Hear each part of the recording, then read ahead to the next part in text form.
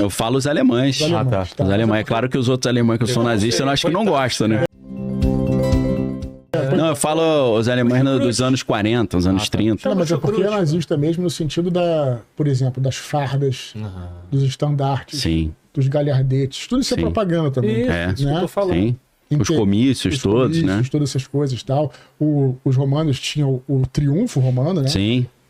Que era quando general ganhava uma guerra e tal. O general ganhava uma guerra, ele era Deus por um dia. Então ele assumiu o manto de Júpiter por um dia e tal. E aí ele tinha uma celebração impressionante quando ele voltava para a cidade e tal, né? Você sabia que a ideia de evangelho vem disso também? Porque a expressão grega euangelion, eu é bom, né? Tipo, eutanásia é boa morte, né? Eubiose é melhorar a vida. Angelos é anjo ou mensageiro. Então, euangelion significa boa mensagem.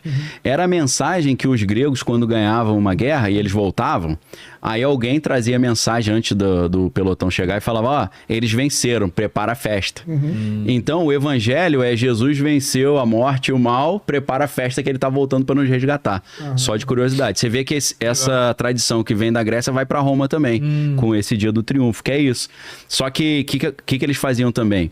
Eles faziam tipo um churrascão e eles entregavam, consagravam as carnes aos deuses e para agradecer aos deuses a vitória, quem comia tinha comunhão com Deus, estava agradecendo ao Deus, porque a carne foi consagrada a ele, tipo Corme Damião, né? Sim. Que eles consagram para São Corme e São Damião. Então, o que Jesus faz nessa mensagem do evangelho? Ele fala, esse é o meu corpo, comei todos, né, na Santa Ceia, fazer isso em memória de mim. Então tem toda essa simbologia também da vitória e do alimento que a gente compartilha agradecendo Deus ou aos deuses por essa vitória ali. Sim, entendeu? Perfeito. Eu quero entrar numa de entrevistador agora, antes da gente entrar na parte da finalização do Império, né? Queda, essa coisa de que, né, os historiadores veem o cristianismo como herdeiro de várias práticas, né? Sim. Que ocorriam de religiões anteriores, né? Até o mitraísmo, como por exemplo até Semiramis Tammuz, etc. Osíris. Mas eu não sei onde é que existe, eu não sei onde é que eu ouvi, não sei se é uma coisa da Bíblia e tal. Não. Joseph Campbell falou isso citando alguma escritura o Deus das que eu muitas acho que é a faces. primeira epístola de Pedro. Tá. Mas eu não sei. Sim. Mas é no livro Herói das Mil Faces? Ele no Poder do Mito. Ah, tá, o Poder do Mito. Ele falando isso, ele cita, dizendo que o entendimento cristão e aí eu quero ouvir de você. Tá bom. Bora. Aqui, uma consultoria. Todas essas formas que no passado eram meramente alegóricas se encarnaram na figura do nosso Salvador. Então existe essa ideia cristã de que Cristo, de fato, né, essas coisas eram um prenúncio para Cristo. Essa visão teaser. cristã. Um teaser. Existe, tem gente que não entende isso quando tem contato com esse negócio. Tem até um livro, O Fator Melquisedeque, que vai um pouco nessa linha. Tem gente que é cristã e fala, poxa, a história de Semiramis e Nimrod e Tammuz é igual a de Jesus. A história de Ísis e Osíris e Horus é mesmo. Coloca no Zeitgeist. Zeitgeist. Copiou. Aí você fala, pô, isso aqui o cristianismo é o maior plágio, né? Tem um somebody love que os cristãos dão, que é a ideia de proto-evangelho. Qual é a ideia do proto-evangelho? Adão e Eva estão ali no Jardim do Éden, aí eles comeram a fruto proibido, aí, estou com vergonha que eu tô nu, né? Aí bota umas folhas de figueira e aí Deus, que Deus faz? Entrega uma roupa para eles de pele, de couro. Aí o que a galera diz? Eles que estavam se sentindo em pecado e ficaram nus, foram cobertos por uma roupa que Deus fez através de um animal que ele sacrificou, né? Porque eu acho que ele não arrancou a pele do animal, ele permaneceu vivo. Então, o que esse proto-evangelho é o conceito que Adão e Eva aprendem ali, que é o seguinte: houve o pecado, mas o pecado ele é remido ou apagado com o sacrifício de um cordeiro, e esse cordeiro que morre no seu lugar, ele te cobre a sua vergonha, a sua nudez ou o seu pecado, porque vergonha e pecado andam juntos.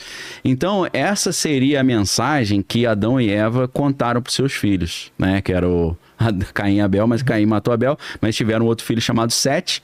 Aí o Sete continuou contando essa história. Não o Sete egípcio, né? Não, esse Sete é gente boa, né? O Sete egípcio é sinistro. É o canário. É como se fosse o Caim, né? O Caim, o cara que mata o irmão, né? Sim. Porque, na verdade, Ísis, Osíris e Sete eram tudo irmãos, né? Isso. Ísis era irmã. Mas, desculpa, eu não quis te Não, tem tudo a ver, pô. Essa história é legal pra caramba. Porque até o Aleister Crowley, ele puxa muito disso. É legal a gente citar depois. Porque ele fala que a nova era que vai surgir agora é a era de Horus, né? É Horus voltando a reinar. Mas aí, então, a ideia é que o Sete, que continua, a Bíblia fala que o Sete continua a adoração ao Deus verdadeiro. A explicação que os cristãos dão é que essa história passou a ser contada.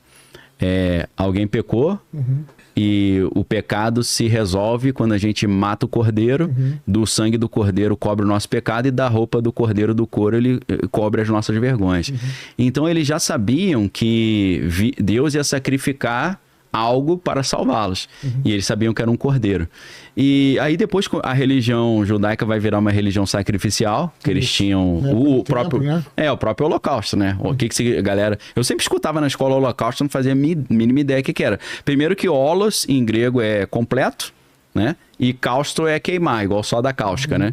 Então o holocausto é a oferta completamente queimada, que é uma prática do Antigo Testamento, que tinha outro nome hebraico e o grego adaptou. Então o que eles faziam? Eles entregavam um cordeiro a Deus, uma parte da gordura era queimada para Deus, outra parte eles comiam, dizendo que recebemos a salvação que Deus está trazendo através desse animal que foi sacrificado, que morreu em nosso lugar. Então já tinha esse proto-evangelho que Deus sempre manda um cordeiro para morrer em nosso lugar. E ele seria o filho de Deus. Só que o que acontece? Sete, ele conta essa história para os descendentes. Eu não vou dizer que isso é a verdade. Eu até falei no início, é o somebody love que os cristãos contam, que é o proto-evangelho. Então, vamos supor que Sete contava essa história para certos filhos, que aí vem Matusalém, Malaléu, Jared, Noé, Sem, Cã e Jafé. Quando chega Sem, Cã e Jafé, que é depois do dilúvio, aí a coisa dá uma espalhada. Por quê? Jafé é pai dos povos mais caucasianos, Europa.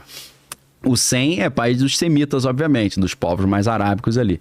O Cã é pai dos povos mais africanos e cananeus. Então, do Cã vem Canaã, e de Canaã vai vir um cara chamado Misraim. Misraim é a palavra hebraica para Egito. Então, esses caras se espalham pelo mundo e dizem que quem conta um conto aumenta um ponto, né? Cada um foi contando a história meio que de um jeito. Então essa história no Egito essa história que já existia, vira Ísis, Osíris e Horus. Aí depois na região romana vira o mitraísmo, Mitra vira essa figura. Zoroastrismo também, né? Ahura Mazda e tal, Enki e Enlil. É a mesma história contada com versões diferentes, mas uma linhagem continuou contando a história mais correta, porque continuou em comunhão com Deus, e Deus ia falando, não é bem assim não, é mais pra cá. Mas não é pra sacrificar o próprio filho não? Falou, não gosto eu vou sacrificar o meu filho, mas você não precisa sacrificar o teu. Então quando você vê Abraão, que era da terra dos caldeus, ele vem de uma cultura que já tinha uma leitura diferente disso. Que sacrificava sacrificar Deus botou ele numa sinuca, né? Que tem aquela história, né? Que só pra lembrar aqui, que eu acho interessante, que Deus falou pra Abraão sacrificar o filho, que ele esperou anos. Que era um teste, né? Era um test drive ali. E aí quando ele ia sacrificar, Deus falou, não. Um anjo aparece e fala, não precisa. Então, essa versão que eu gosto. Essa é a versão que eu gosto. Não, essa é a versão que eu gosto. Pegadinha. Versão, não sei se você chegou nela. Tem um animal preparado para sacrificar. E tinha o anjo fala, não precisa não, porque o animal tá... O cordeiro... Não sei, a Bíblia não fala qual anjo que é ali naquela ocasião. A versão que eu acho maneira, se não existe... O cordeiro tava agarrado nos espinhos. Tava, O cordeirinho tava passando, ficou agarrado. Aí o anjo falou, tá vendo não? Tá ali, ó. Tá cego, pô. Tem a versão que, se não existe, a gente cria agora, que é maneiro, dentro do universo, que é Batalha do Apocalipse. Sim. que aí o arcanjo Gabriel segura a mão do... É mais ou menos, né? Isso, mais ou menos. Cinematográfico, né? Ele vem... Aí vem o arcanjo segura a mão assim, tá? Vem com fogo. Maneiro. Assim, falta gente. Estão dizendo que o filme novo do Mel Gibson vai falar da queda de Lúcifer e tal. Vai ter um negócio assim mais... Uma entrevista longa no Joe Rogan, mas ele não soltou muita coisa não.